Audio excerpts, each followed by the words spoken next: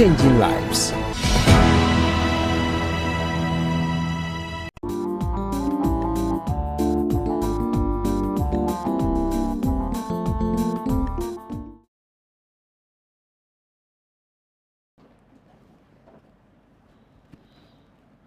My report.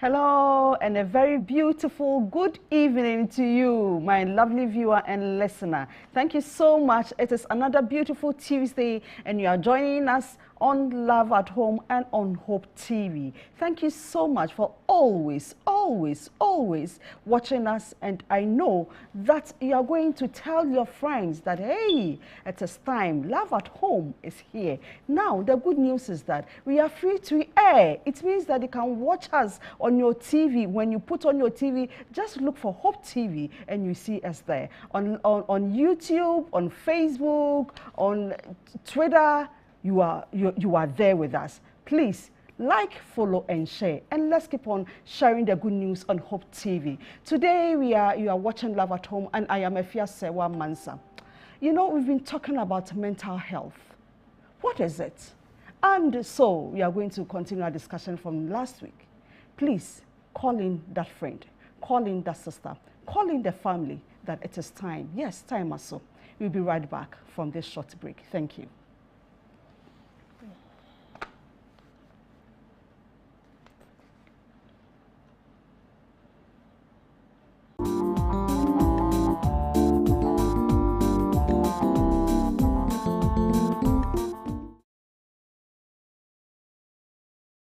Meninda akwanhwefo asafo ewo santase adimfinhie aduanan ase dan kanyame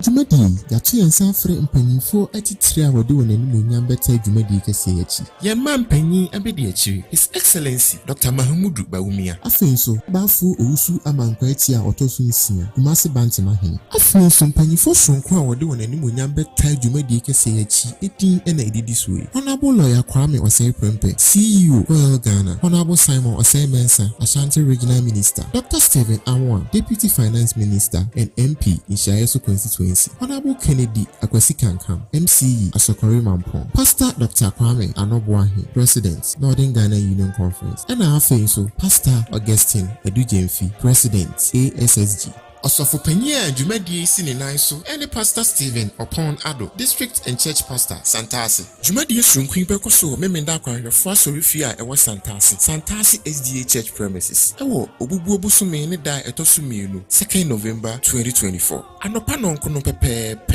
9 a.m. Na Jumadi Ashasi. Enunti, Oton Safre Obibiara, no one asafo ma or a chitrine menche. Say Yanfa Odo Emebodum, Nayan Mum, Infa Asedai, Emudru, Emma Obadi. Nyankopona obo enna enimre se wa ma afia kwa akora abeto na safo kronkron ama wona di mfinhia aduanan Santasi SDA Church at 40 celebrating 40 years of God's faithfulness, advancing the gospel through evangelism and education.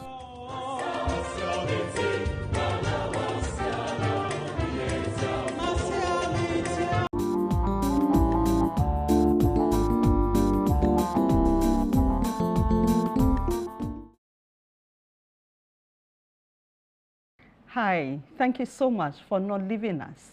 We are grateful. Thank you. The program is Love at Home and you are watching us live on Hope TV. Thank you so much. Last week, we looked at the overview of mental health in the family. Today, we want to discuss and continue our discussion on mental health. We are talking about how we can see some of the signs and symptoms, and then also see how we can prevent, if it is possible, the basic ways that we can use to prevent.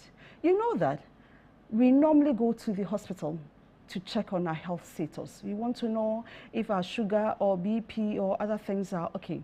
How often do we go asking about our mental health issues or whether we are okay or not? In public space, we see people doing so many things.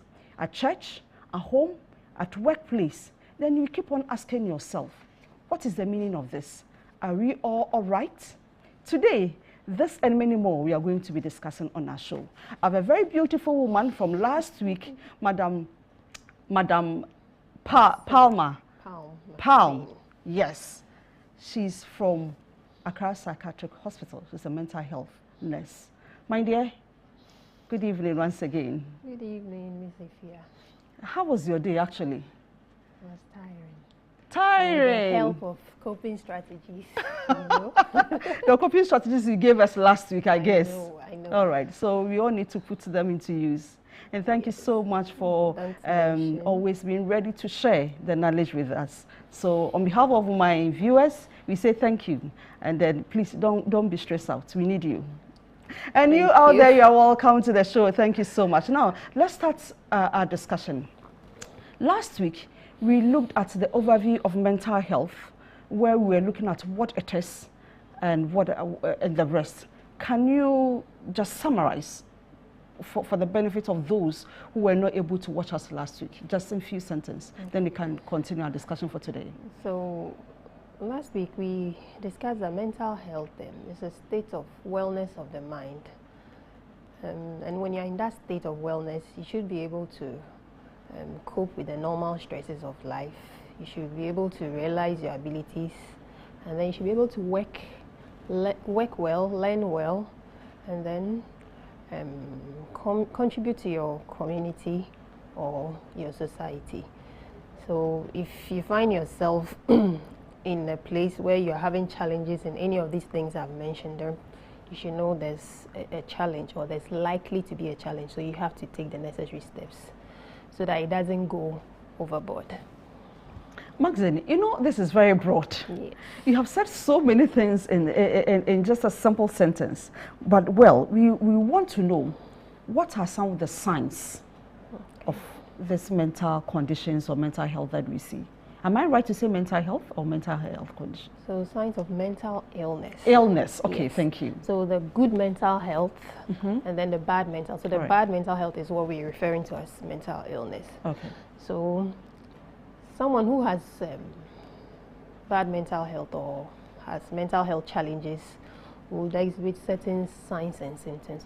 But before then, let me explain the difference between signs and symptoms. All right. So the sign is what it's objective, what you see the person exhibiting. Right. Okay, what you see happening to the person is the sign. And then the symptom is what the person tells you they are feeling. So that's the difference. So if the person goes to the hospital and tells the doctor, I hear voices talking to me, because you cannot hear the voices, she's the one hearing the voice. So that's a symptom. But a sign could be you realize the person does not sleep well. So that's a sign. Okay. So one of the commonest things you can find is change in sleep pattern. Either the person is sleeping too much or the person is not sleeping at all. People who have mental health challenges will definitely have issues one way or the other with their sleep. Okay. Another one is neglect of personal hygiene. Yes, they can go days without having their bath, a week or more without having their bath. They don't see. And it will not bother them? No. They don't care. Yes. Another one is they pose a threat to themselves and then the people around. Maybe you see people along the roadside throwing stones at oncoming vehicles, or people, some of them are just holding sticks or something. You just get there and then they want to hit you and all that. Okay. And I think, was it last week or so, there was this news where the fire service was trying to get a person climbed the mast, telephone mast somewhere around 10, and they were trying to get the person down. No normal person would want to do that. Someone who is doing that is likely planning to commit suicide. That's why the person would do that. And then sometimes their speech is very, very irrelevant. So when you're talking to people and their speech is irrelevant consistently, you should be able to ask questions. So you are asking someone, how was your day at work? And then they are saying, oh, yesterday my mom said she was going to come here and she didn't come, and so we'll go to church. And then the people in America are, the thoughts are all over the place. Okay. So very irrelevant to what you are discussing, okay? So sometimes they'll go off and then eventually land on the answer you want. There's also a problem. They'll go round and round before they answer, and then other times they just go off completely. They are all signs, so you should ask questions, okay? Another challenge is a change in appetite or their diet. Okay. They are eating too much or they are not eating well. There's also the isolation, social isolation. Do you know someone is an outgoing person and then you realize all of a sudden the person doesn't go out, always withdrawn in the room, sometimes locked himself up or herself up in the room. So those are the commonest ones. Okay. Very, very, very, very common ones. But if you should find anything that you think is so abnormal, okay. Another one is people who are overly religious. Yes, overly religious. All right. Sometimes, you know, that's where the challenge comes in, especially with our charismatic people, you know, because of their prayers, and even when the person is doing it too much, you don't realize that, no, this one there. Yeah.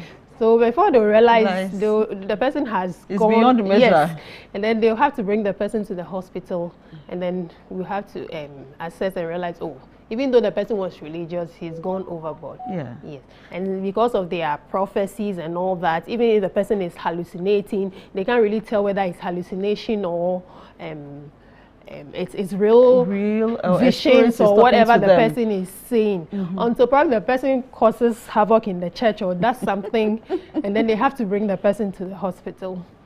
Wow. This is broad. Now, so let's look at some of the causes. Why does it happen?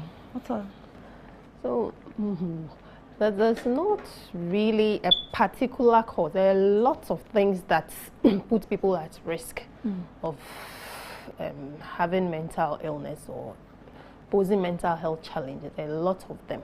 Okay, some of them could be genetics. So, for example, it's a known fact that it runs through the family. So someone who has, if your parents, one of your parents or both of them have a mental health condition, the chances that any of the children or their offspring will have it is high compared to someone who doesn't have it at all, that in the family. Okay.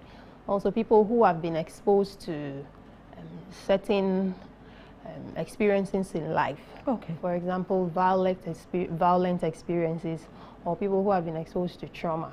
So when you have children growing up in homes where there is domestic violence, they are likely to grow up with a mental health challenge. Martin, please, say this one well. So, say it again. Domestic and violence, say it well. Yes. Children who have grown up in homes where there is domestic violence. Maybe mommy is always abusing daddy or daddy is always abusing mommy. Throwing saucepans. Exactly. The children grow up and then that is what the brain has always seen sadness, okay, anger and all that. So they are more likely to develop mental health challenges, possibly depression. So it's very important that we are very careful at home, the way we talk to each other, because whatever we do, the children's brains are still developing. So whatever we do now has an effect on the development of the child's brain. And also people who have been through traumatic life experiences, like someone who has been raped before, or someone who has been involved in an accident, yes, they grow up and then it's likely to have an effect on them. So someone who has been raped before may grow up and never want to get married because of the trauma. The thought of going through that whole process again gets the person so nervous or anxious, and the person doesn't want to. Also, people who have experienced, so for example, the accident that occurred some few weeks ago at East Legon. So the guy who was driven and ran into the girl's car, it's likely he may not want to drive again. Okay, so that's a post-traumatic stress disorder. And because of that, he may not want to touch. So he really needs therapy. He may have to undergo therapy. So it's very important that we take, we pay attention to bits of every bit of this thing, no matter the stage of life we find ourselves. Bullying, children who go to school and they are being bullied. Yes, so it's very important that the school environment is very safe. They should have zero tolerance for bullying. They shouldn't allow that as well. Some of the children are bullies, and then they grow up and then they take it into their matrimonial homes. Others who experience the bullying may end up harming themselves because they don't want to go to school. Your child may come home and tell you, "Mommy, I'm not going to that school again," but he or she is not able to explain why.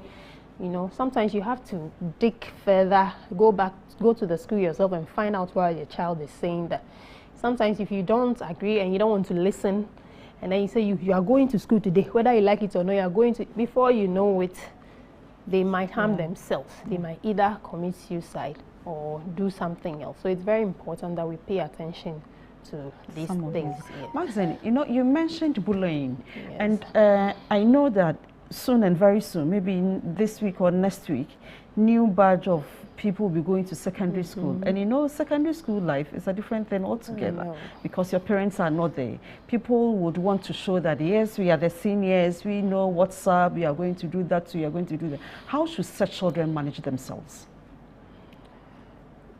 So, I think before they go to school, you should let them know the culture in the boarding house. So parents should talk to their wards. Yes, let them should know explain to them. This is what you are to expect. But when it's going overboard. Sometimes it's normal. We all go to first year and then they want to homo everyone. They want to worry you, homos night. And but if it's going overboard, when there's abuse, there's physical abuse, there's mental abuse, if it's disturbing your peace of mind and you can no longer take it, I think you'd have to report. Yes, so you should know your limits. Sometimes it will look like you there, you are dadaba. Yes, be dadaba. You know, we are all not the same. Everyone and the threshold for the level of threshold for stress for someone might differ. So if you decide you can't take it anymore, or you feel you can't take it, I don't think it's let them call you dadaba. If you have to maybe escalate the situation to your house mistress, it's advisable you do that. Yes, you may be seen as you like reporting people or something, but maybe your parents should come in and then explain to the house mistress so that they talk to those involved so they understand the situation better. And once in a while, I think mental health practitioners or the school has to put in place guidance and counseling units so that they handle some of these issues. They should even explain to the seniors that we are not saying you shouldn't do it at all, but you should have a limit because too much of it could affect someone's mental health negatively. Okay. I like the aspect where you started. Initially, you gave us the differences between signs and symptoms. And you made some examples, mommy and daddy fighting at home and all that. But you know, today's era where the economy is really fighting with ourselves, we are fighting with the economy, or the economy is fighting with us, people are not able to take issues as they are. Every little thing they flare up. How should parents or adults manage some of these things? Well, this economy issue, it's affecting everyone. That is true. More reason why we need to work harder. You need to work harder because the slightest thing, and then before you know it, you are overreacting. So we need to be extra cautious. Okay, we need to be extra cautious and conscious as well. We need to know the slightest thing can trigger us to go overboard. So we need not do things that will affect the entire family. And most importantly, I always tell people the financial aspect of mental health. When you have financial insecurity, it affects your mental health. So it's very, very, very important. Say that again. Financial insecurity, another issue of mental health. Okay. When you are financially insecure, it can also throw you off into a bad mental health state. So it's very, very, very important that you are always financially secured. Also, before you start a family, as much as possible, We are not saying you should get all the money in the world, but at least something that can keep you going, okay? Planning. So you don't end up depending on someone. When I say someone, either in the marriage too much, probably, you know, especially we the ladies, sometimes we say, daddy will do everything, daddy will take care of us, and then I know there are still some people, we say women empowerment, but there are still some people who are not working and they depend. It's okay if daddy can take care of the home, the finances are there and all that. No problem. But in the case where it's not enough and then the untoward happen and then on one person. Can you imagine what will happen? Now you have to go through the stress, he's going through the stress, the children will have to feel it. So it's a cycle. At least you should do something that will bring some income home. So that in cases where you find yourself in such situations, probably there will be stress, but it won't be too much, okay?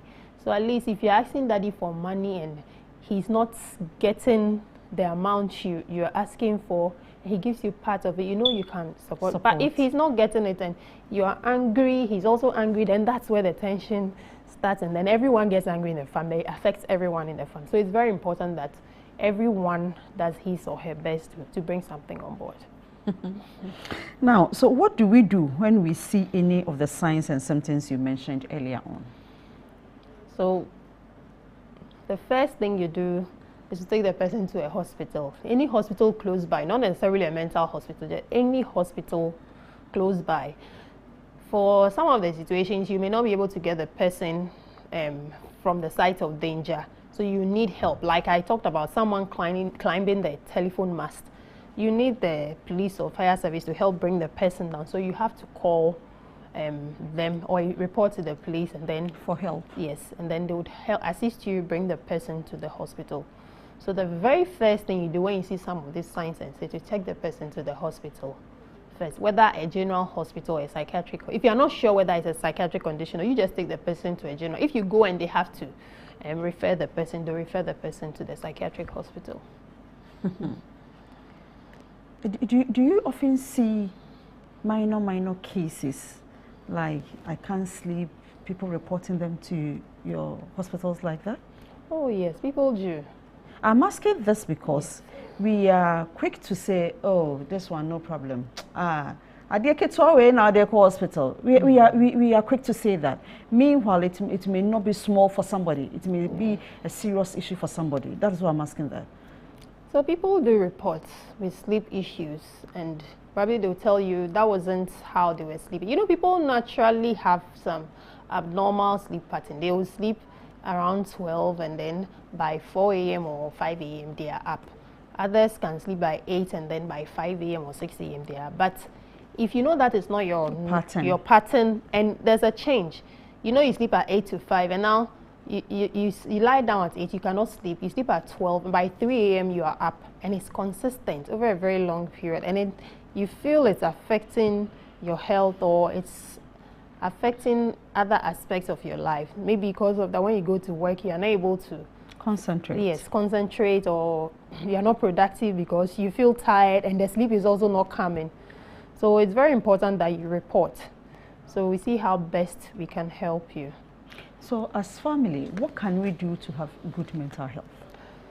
So I would say from scratch, before you start a family, during the dating process, this is a very subjective view, okay? I know people, because of the stigma attached to mental illness, people don't like talking about it. You will talk about the stigma. You yes, have to talk about it. People don't like talking about it. In a relationship, we are dating someone, if you know your mental health status, you know I have a problem. I'm not sure people are comfortable telling their would-be spouses that this is the problem I have. They are not able to. So just like we go for pre-counseling and pre-medical checks. Pre-medical checks for marriage, I think we should include mental health status examination as well. Or if you already know, like we discussed last week, it's important to know yourself. If you already know, I think you should let your partner know. If you should tell your partner and he still wants you, he'll go ahead. If he doesn't want you, he would leave. It's better for you to tell him now until he finds out later. He's going to leave anyway if he wants to leave. So why don't you tell him now? You would have saved yourself a lot of stress, because imagine you are more attached to the person in marriage and the person has to divorce you because he or she feels you didn't disclose certain information, and probably you have children as well. It's going to affect the entire family. It's even going to make your condition worse. So it's very, very important. If you tell the person and the person decides, oh, I'm okay, I don't mind living with the condition you have, or I know how best we can manage the situation, then you are good to go. If you should hide it and you don't tell the person, I don't think it will be okay. I think it will make your situation even worse. And then also during pregnancy, it's very important that we take good care of ourselves. So the antenatal clinics and all that, you are being educated as to what to take and all that. So last week we were discussing alcohol. An example of alcohol and certain drugs can affect the development of the fetal brain. And certain lack of certain nutrients like iodine could also affect the development of the brain. So it's very important that we attend antenatal classes and stay away from drugs and alcohol as much as possible. In fact, anything that has not been prescribed by your doctor, I think you should stay away from it. If you're not sure, please go. I think you need to say this again. Yes, anything that has not been prescribed by your doctor, your gynae, please stay away from it, especially when you're pregnant. If you want to take anything, take it to the doctor and show it to the person, and then sometimes you have relatives abroad who will send you, oh, this is prenatal vitamins, and they may be good, but just show it to your doctor, okay? That's, oh, my sister sent me this, I just want to, they'll tell you, oh, you can go ahead, or probably you are taking this medication, it'll be too much, so just stop and then continue with this one. So it's very important. And also, during the development stage, probably adolescent stage of children, I was telling you those are the stages in which usually they encounter bullying a lot. So the bullying again comes up here. You should pay attention to bullying. When your children come home and they may not be able to tell you that, mommy, someone is worrying me, or just pay attention to the behavior. I don't want to go to school, or something they used to love so much. And probably they used to go to a park to play basketball, or so all of a sudden they don't want to go there again. They want to dissociate themselves, or probably someone is abusing them. And they want to stay away from the person as much as possible. You should try to find out why, and don't push it. Don't push it. Probably you could give them the option of, okay, so do you want to do it elsewhere? They might tell you yes. Or is it that you don't want, you're no longer interested, or you want a change of environment? And if it's really the place they don't want to go, they'll tell you, yes, I want a change. But if it's the lack of interest, probably we may have to find out why the person is lacking interest. And then also the emptiness stage. Okay, so from adolescent, the emptiness stages, the stages where we have grown and the children have left home. Hey, say yes, it again. The emptiness stage. We are all grown, mommy and daddy are all grown, the children have left, so some of them are married, some of them are gone to school. And this is the stage where most of the time the physical conditions, the chronic conditions like hypertension, diabetes set in for most people, okay? So the chance of getting depressed is so high. So it's very, very important that we engage in social activities, like joining a community, old students association, so that you just feel the belongingness. Yes. I told you, no man is an island. You need that bond to feel loved. So it's very important.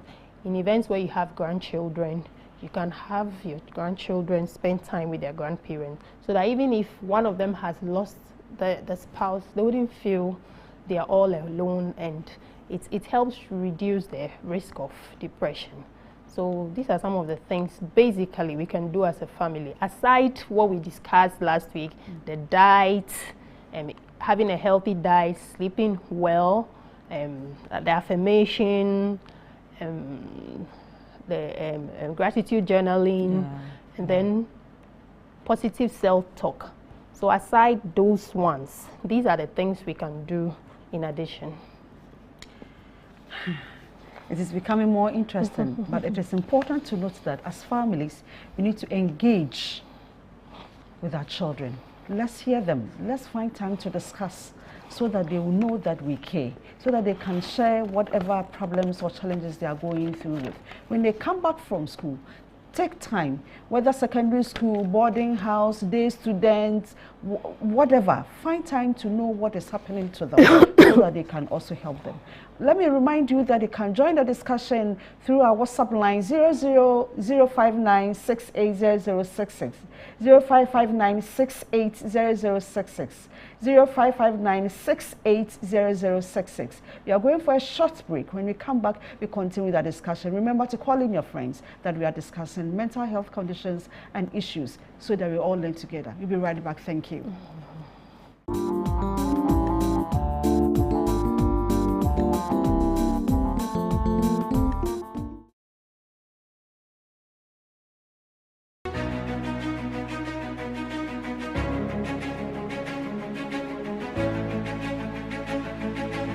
Hello guys, I welcome you all to Gospel 101 TV show.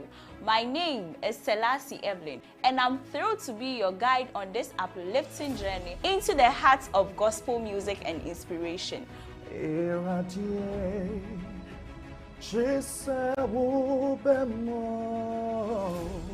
What you made ye sui, yet de ekuku dam.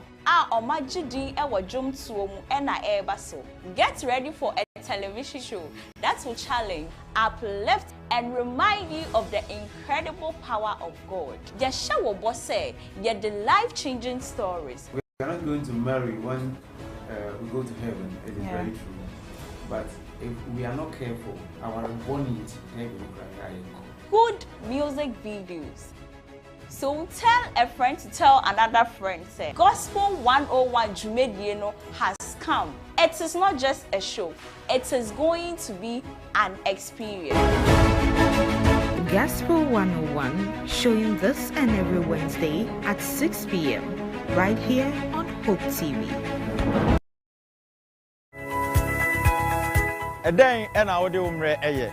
Etoda, ye say mre ni adaje, ewo niema hodoa. Emfamfa so emre yen we abrabo yi. Efi na kwei, men se umre no adaje ewo niema asebe, emfamfa so emre wo abrabo mu. Eno nti me kan fo se share me ewo time we the CEO, ye ne adwumawura no tenase. Esua de agi nimde, efa won dwumadi a wodie ho. Ye tu anamon kɔ won chen, kɔhwe ade kora wo ye.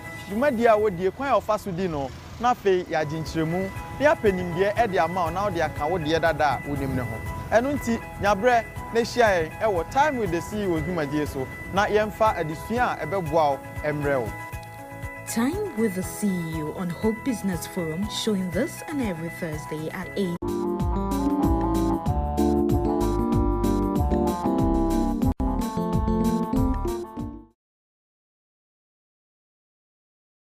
Thank you so much and welcome back. The program is Love at Home on Hope TV. Thank you so much. Remember that you can join the discussion through our WhatsApp, our Facebook, our YouTube. On our WhatsApp, join us on 0559680066. And we are discussing mental health conditions, preventive and cure in the family. We've had this discussion from last week, and before we left for break, Maxine, our mental health practitioner nurse, was telling us the consequences of not disclosing. It means that, Maxine, I'm coming to you again. It means that we are all obliged. We all need to go and check. How is the checking like? Is it like you go to hospital, you're checking for sugar, then pill, you get it? Or is a series of tests that you go through? Maybe that may be putting some people off, or what is it? So it may be a series of tests depending on how your assessment goes. So when you go, the first thing you do is, after your folder and everything, you would have to see a psychiatrist, and then you talk to the psychiatrist. So they'll assess you.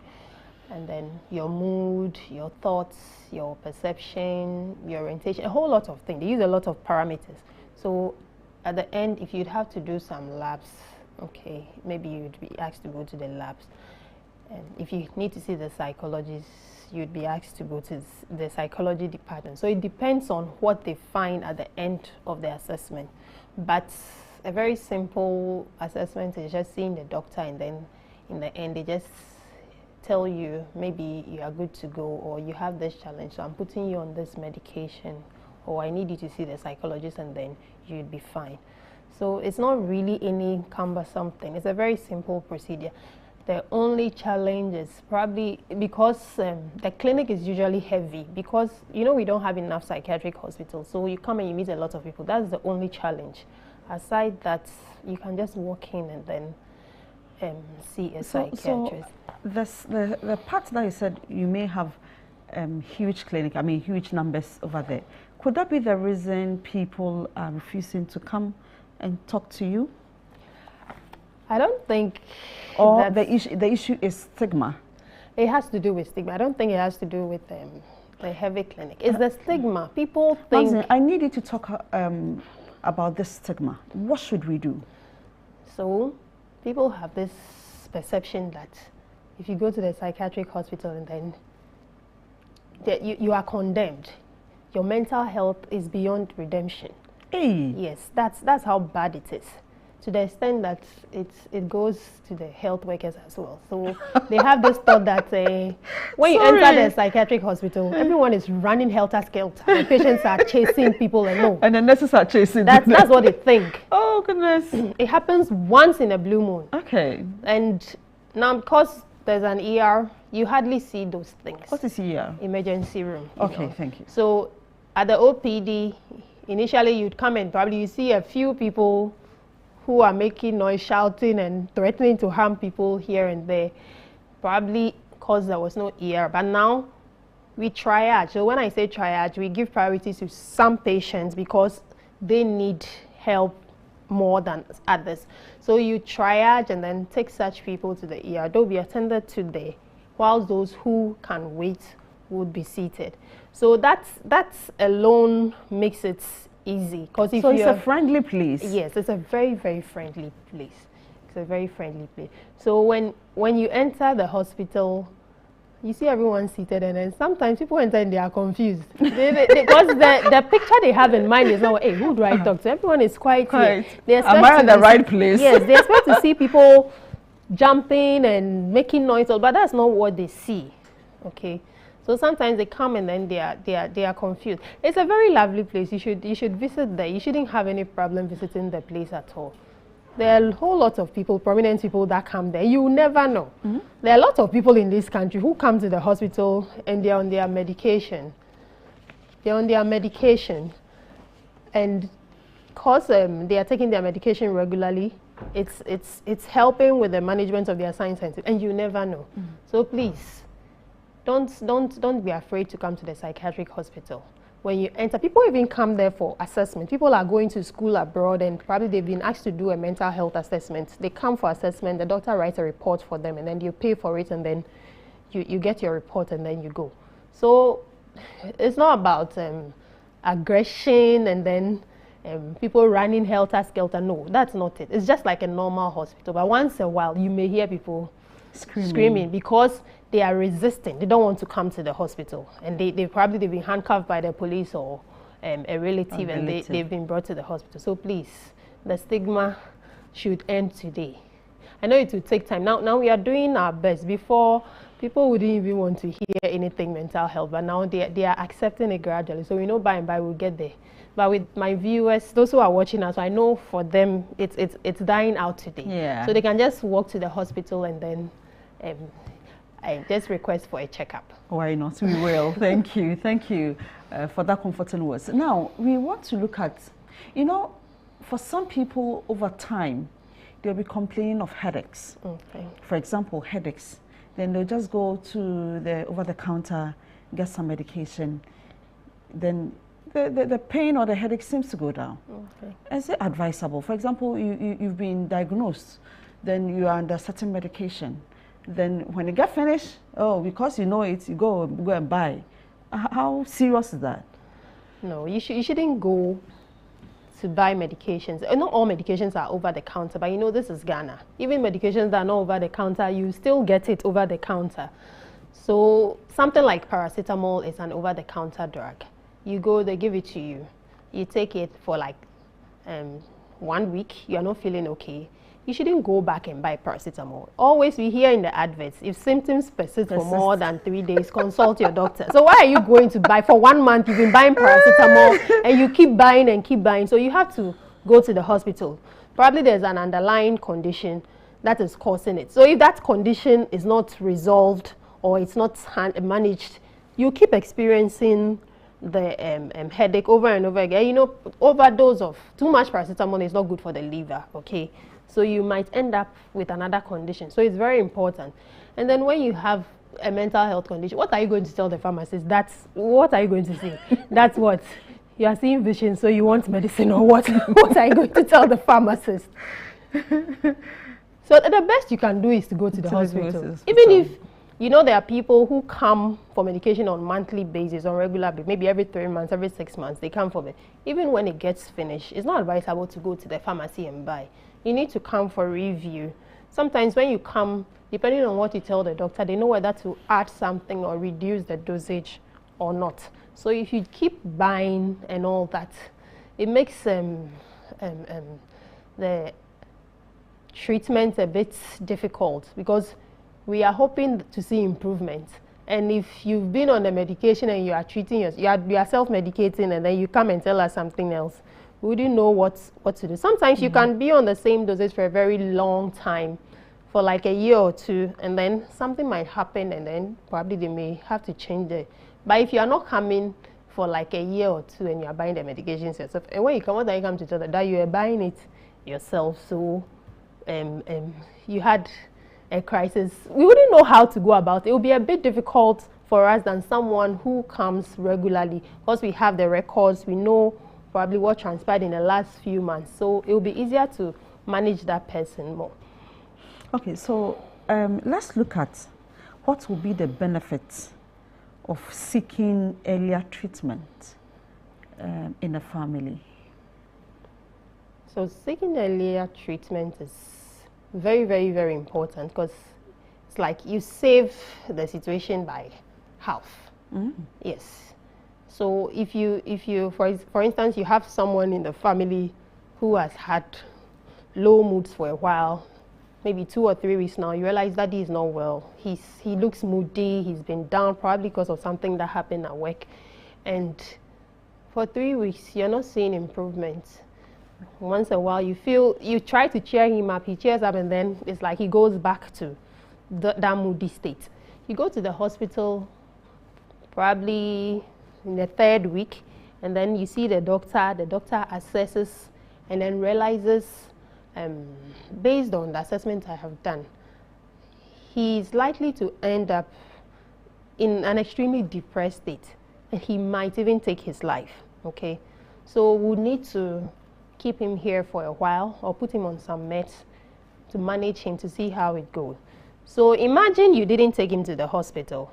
Probably in the next week or two, he'll just take his life. But you saved the situation. Yes, so because you intervened very early, you saved the situation. So it's very, very, very, very important. And if it happens that way, mommy is going to suffer, and the children are also going to suffer. The entire family, everyone is going to suffer.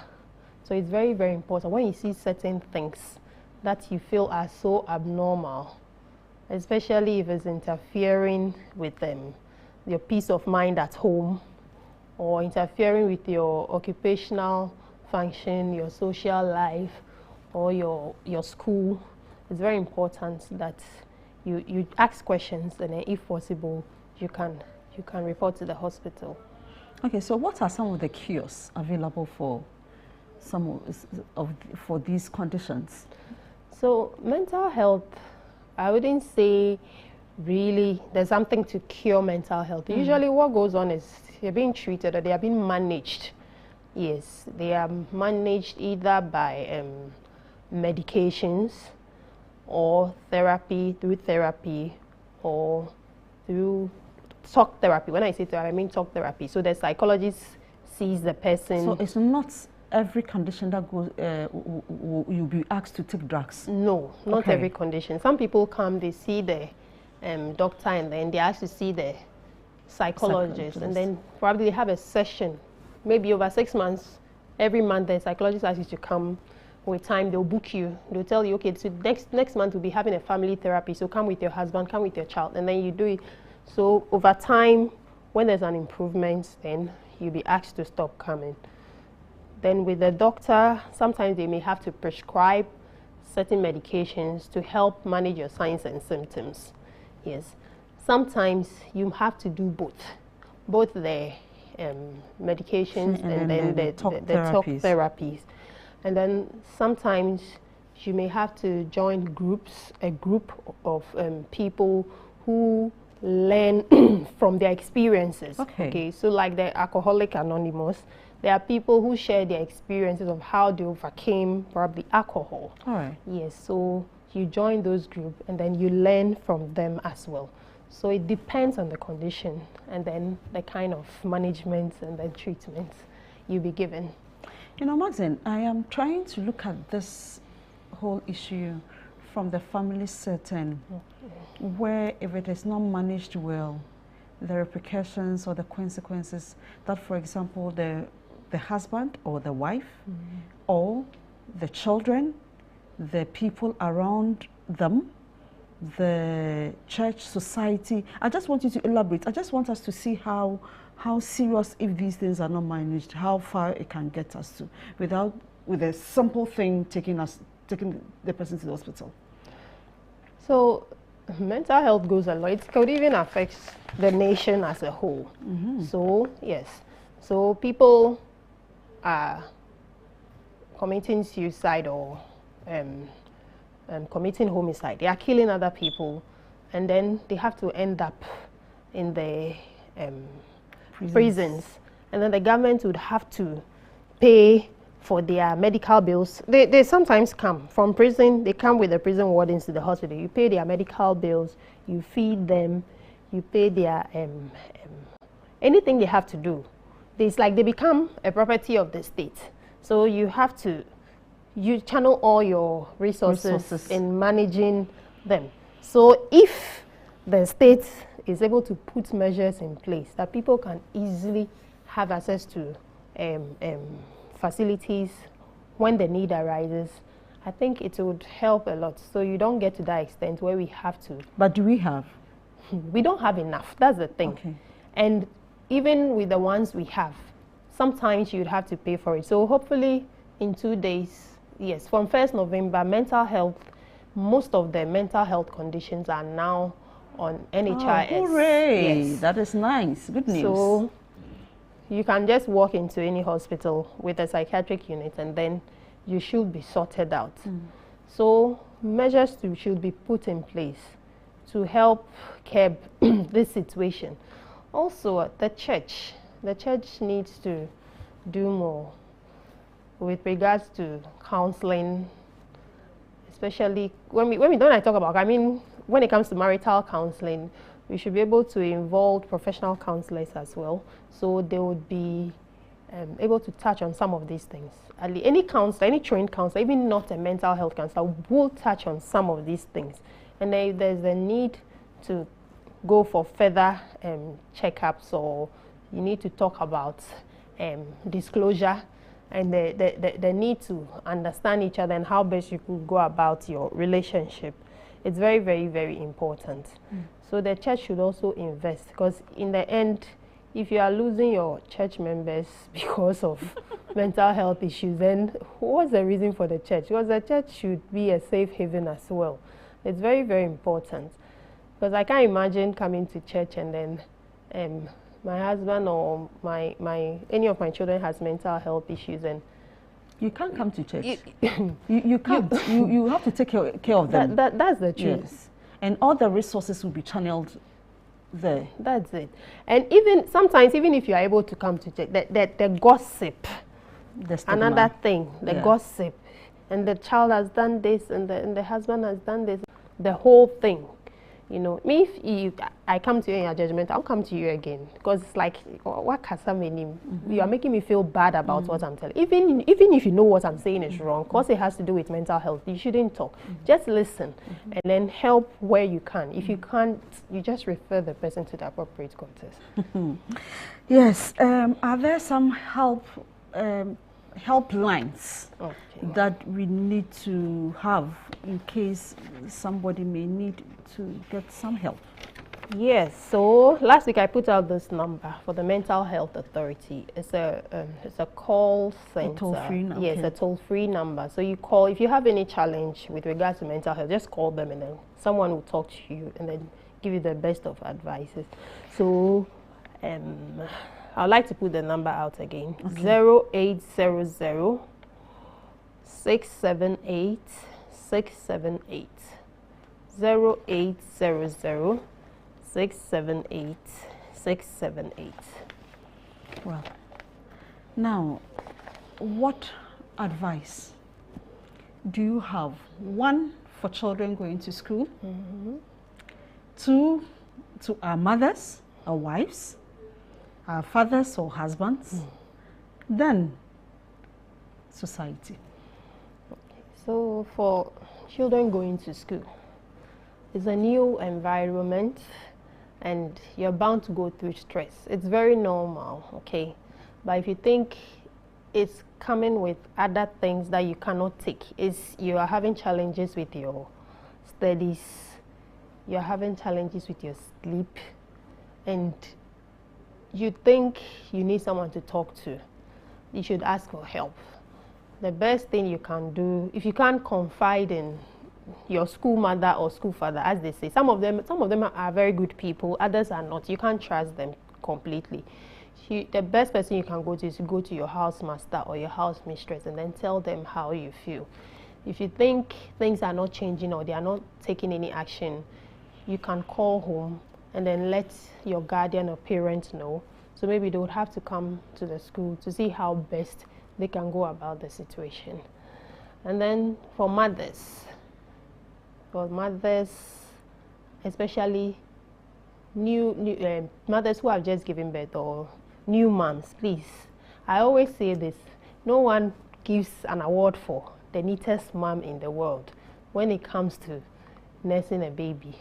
When you give birth, the stress you go through, and then you come home and every 3 hours you have to be feeding your baby. And then they say when the baby sleep, you sleep. Every time they say that thing, I laugh because it's not practical. You always hear when the baby sleeps, you have to sleep, but it's not possible. But it's very, very important. Yes, because I've seen people who are not resting and they've ended up in a psychiatric hospital because of postpartum. Yes, postpartum depression. Yes, because they've been through stress and it's like they're not getting the help. So they want to do everything and make sure everything is on point. I'll be getting visitors and all that. So visitors as much as possible. For the first 3 months, if you can't, stay away.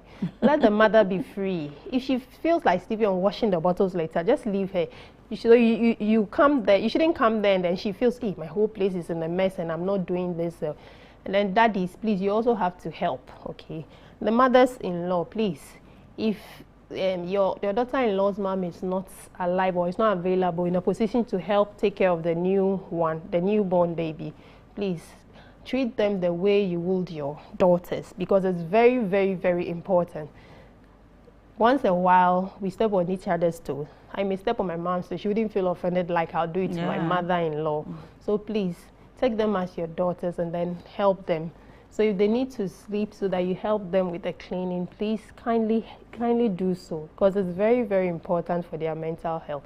I don't think it will be nice to have a 2-week-old baby whose mom is on admission in a psychiatric hospital, and then you have to feed the baby with baby formula. The baby will be crying and all that.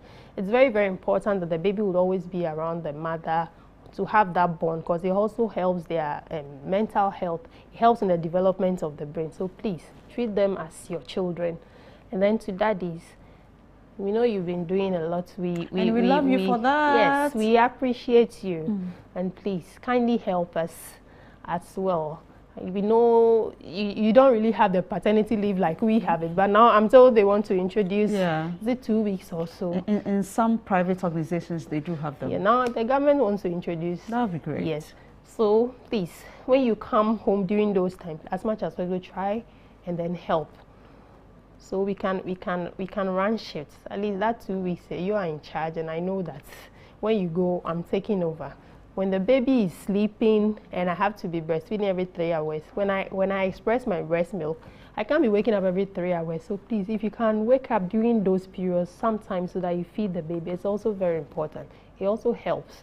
Because you can't imagine someone with a wound, someone who has gone through cesarean section and then having to do all these things.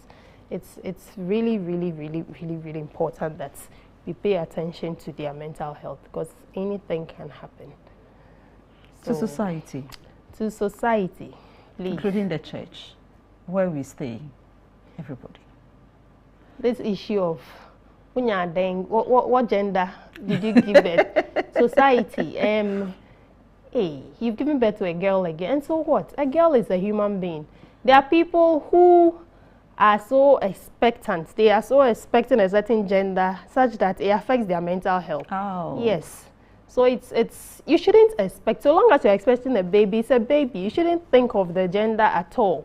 And then it should be about you and your spouse. It shouldn't be about what society is saying. So society, as much as well, let's be nice to them. Just congratulate them, no matter the gender of the baby. And as I said, please try and stay away, at least the first 3 months. It's very important for the mom and the baby. They need some rest, so try as much as possible to stay away. And then the church. Okay, so the church. So I would like to plead with the leadership of the church that when it comes to issues regarding home and family life, we should hammer more on mental health. It's like we've done a bit of more of prayer, nutrition, and mental health is also very important, because we have a lot of people out there who are also going through these challenges, and basic things like childbirth can even land someone into that situation. So it's very, very important that we pay attention to these bits and pieces of everything regarding mental health. All right. We want to thank you so much, Maxine Palm. Thank you so much. Thank you for the knowledge you have shared with us. And to you out there, we are extremely grateful that you joined us during this discussion on mental health conditions. What is so important, my friend, is that our Savior Jesus Christ tells us in the book of Matthew, chapter 11, verse 28, that Jesus is talking. Come unto me, all you who are heavy laden and burdened, and I here is Jesus Christ, saying that I will give you rest. My dear, the world is moving at a faster pace than we ever thought. In the midst of all these, in the midst of money, in the midst of looking for love, in the midst of making sure that your home and your family is okay, he says, bring all your burdens unto him, because he knows that he cannot do them all. But when we leave them at the feet of Jesus Christ, trust me, everything will be sorted out. I am grateful that you joined us this discussion. Continue discussing this in your various homes as we take in bits and bits of lessons that Madam Palm took us through. Same time next week, we come into your homes again with another interesting topic that will strengthen your family. Good night and thank you. Bye-bye.